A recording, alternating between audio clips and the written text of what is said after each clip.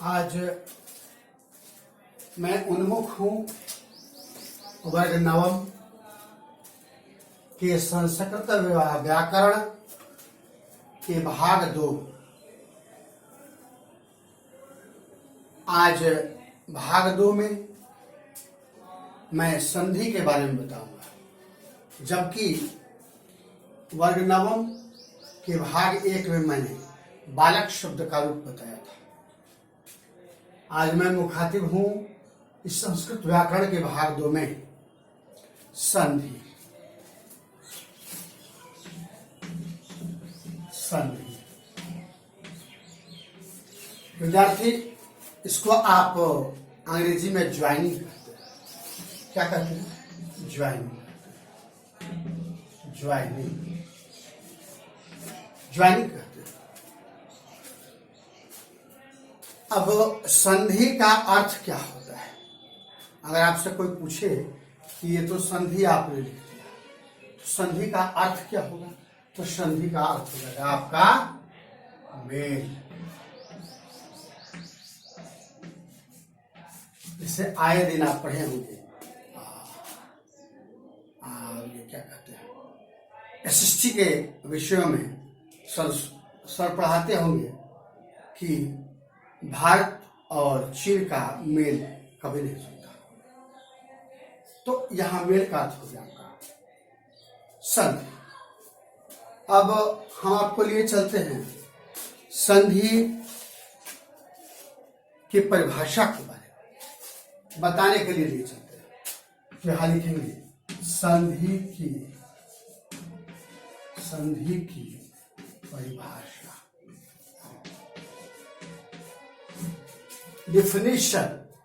Definition of joining. संधि की परिभाषा यानी संधि किसे कह सकते हैं?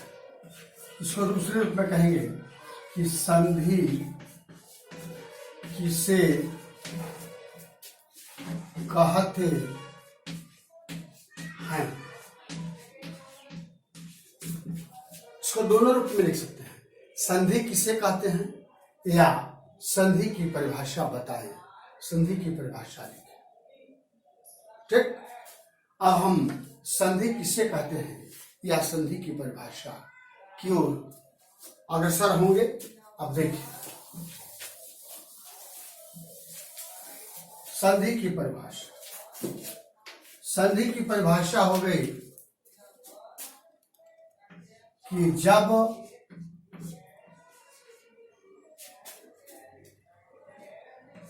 दो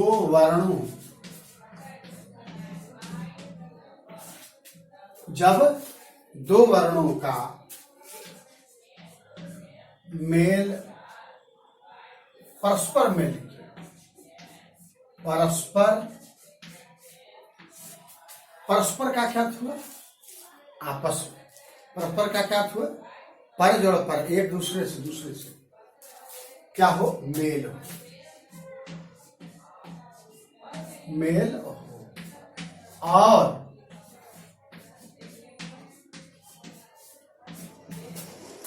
उससे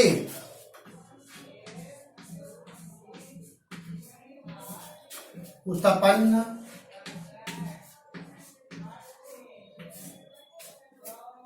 जो विकार हो,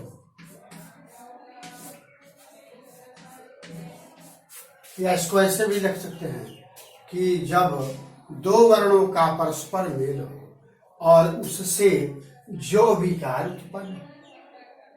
चलिए ऐसे लिख देते हैं, जो विकार उत्पन्न हो। यहां कर देते हैं, से थोड़ा सा अटक रहा है। जो विकार उत्पन्न हो, ये ज्यादा अच्छा लग रहा है। विकार उत्पन्न हो, उससे क्या कहते हैं? उसे संधि कहते हैं। उसे संधि कहते हैं।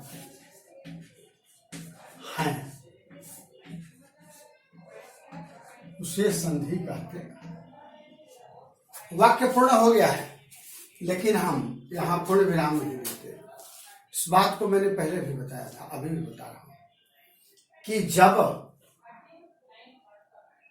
किसी परिभाषा के बाद या किसी के बाद इससे संदर्भ में, इससे संबंधित, इससे जुड़े हुए से रिलेटेड अगर कोई एग्जाम्पल उदाहरण देते हैं, जैसे लिखते हैं, तो वहां पूर्ण विराम न लिख करके और क्या लिखा जाता है, क्या लिखा जाता है, सेमी कोलन अर्ध विराम यहां लिखेंगे। जैसे अब जैसे में कुछ भी लिखा जा सकता है, जैसे आप विद्यार्थी हैं तो विद्यार्थी की संधि विषय जैसे विद्या जोड़ अर्थ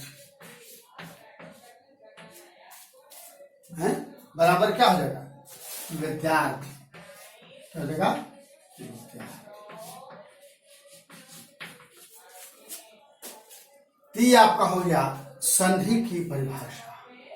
क्या परिभाषा हो गई कि जब दो वर्णों का परस्पर यानी एक दूसरे से मेल हो और उससे यानी उन दोनों वर्णों से, हाँ उनसे भी लिख सकते थे, उनसे लिखने लगा चूंकि दो ना हो गया फिर बहुवचन हो गया, उनसे जो विकार उत्पन्न हो उससे संधि कहते हैं। जो चीज अलग तरह का निकले, यानी दो वर्ण जब मिलेंगे तो उससे कोई नई चीज, कोई अलग चीज मिलेगी और वही है आपका संधि। अब जैसे विद्या जोड़ा अर्थी बराबर विद्यार्थी, ये साधारण तौर पर हमने अभी उदाहरण लिखा है, कैसे हुआ इसकी चर्चा हम आगे करें। देखते हैं आगे। यह था आपका संधि की परिभाषा। अब संधि की परिभाषा से हम आगे आपको ले चलते हैं। संधि की परिभाषा के बाद हम आपको लिए चलते हैं संधि के कितने भेद होते हैं। दूसरी बात क्या आ गई, संधि के कितने भेद होते हैं। यहां प्रश्नवाचक संधि के कितने भेद होते हैं, या भेद को आप प्रकार भी लिख सकते हैं। प्रकार नहीं, प्रकार भी काइंड्स। संधि के कितने भेद या कितने प्रकार होते हैं, इसका उत्तर हो जाएगा संधि के। अब यहां मैं आपको बताता चलूं कि संस्कृत में भी और हिंदी के व्याकरण में भी, दोनों में ही, संधि के संस्कृत या हिंदी दोनों में ही तीन भेद होते हैं।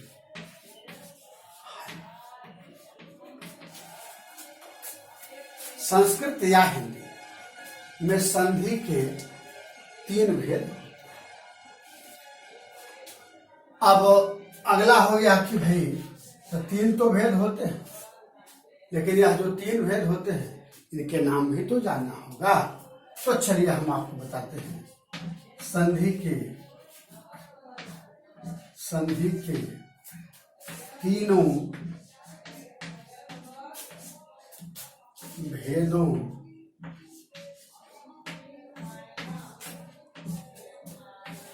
के नाम लिखें। संधि के तीनों भेदों के नाम लिखें। अब इसका उत्तर हो गया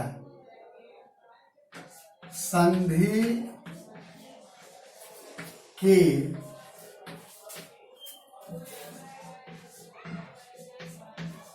तीनों भेदों के नाम,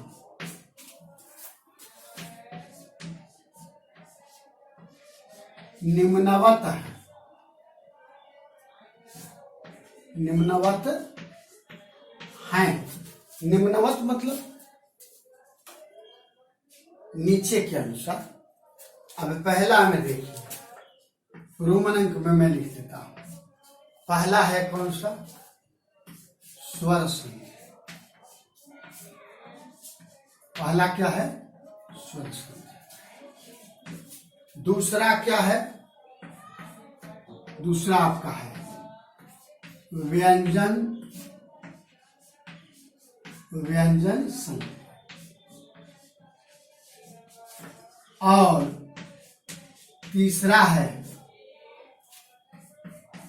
तीसरा आपका है विसर्ग संधि।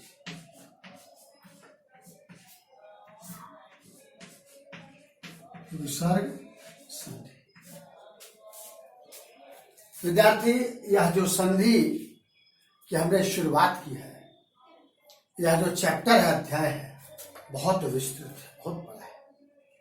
इसमें समय लगेगा, लेकिन बड़ा है, लेकिन कड़ा नहीं है, बहुत आसान है, केवल समझना है। समझते जाइएगा, सब हल होते जाएगा। अब बारी बारी से हम देखेंगे। सबसे पहले तो हम स्वर संधि को देखें, तब व्यंजन संधि को देखें, और तब तीसरा जो विसर्ग संधि को देखें। चलिए अब शुरुआत करते हैं स्वर संधि। इसको मिटाना होगा, कुछ की जगह नहीं है। अब देखिए, स्वर संधि, सबसे पहले की स्वर संधि कहते किसे, इसकी क्या परिभाषा हो सकती है, तो इसके बारे में हम जानेंगे कि स्वर संधि की परिभाषा क्या है। लिखेंगे स्वर संधि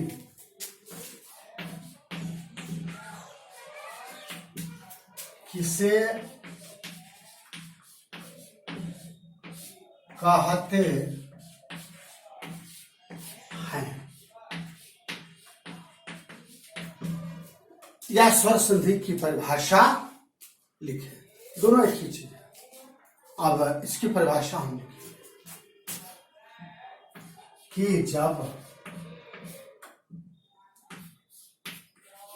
स्वर वर्ण का मेल स्वर वर्ण से ही हो। क्या परिभाषा हो गई कि जब स्वर वर्ण का मेल स्वर वर्ण से ही हो, दूसरा से नहीं, तो उससे उत्पन्न, उससे उत्पन्न विकार, विकार को हम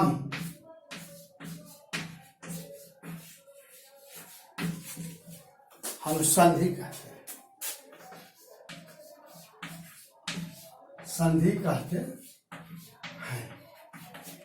एक बार इसको फिर से देखा जाए। प्रश्न है कि स्वर संधि किसे कहते हैं, ठीक?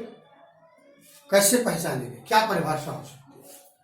तो इसका उत्तर होगा कि जब स्वर वर्ण का मेल, किसका मेल?